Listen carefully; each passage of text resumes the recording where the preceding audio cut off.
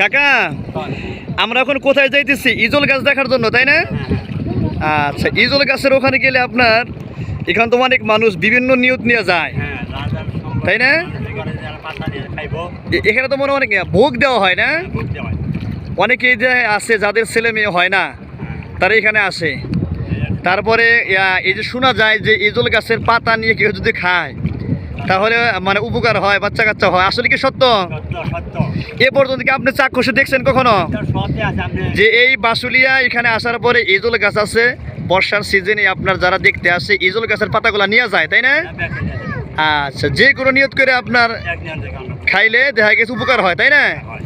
আসলে কি ইজল গাছের কোনো শক্তি না, সব আল্লাহর ইচ্ছা, মালিকের ইচ্ছা। যদি আল্লাহ তাআলা দেয় তাহলে হবে। হ্যাঁ হ্যাঁ, এটা কি আপনি সচক্ষে দেখছেন? ও মানে যখনই কাটতে নিচ্ছে তখন রক্ত বেরিয়েছে?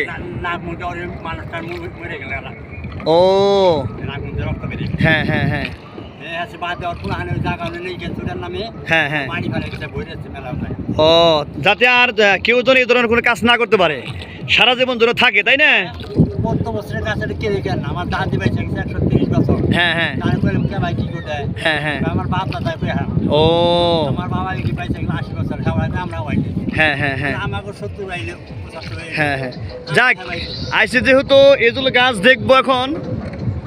হ্যালো ভিউয়ার্স, আমি আপনাদেরকে সেই এজুল গাছটি দেখাবো, বিখ্যাত এজুল গাছ।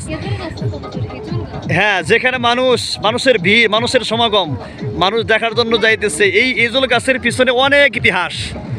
এই এজুল গাছের বয়স হয়েছে না রে আপনার 100-200 বছর আগে। এটা কেউ জানে না যে কত বছর হয়েছে। এখনো পর্যন্ত গাছটি ভালোভাবেই আছে। হ্যাঁ হ্যাঁ।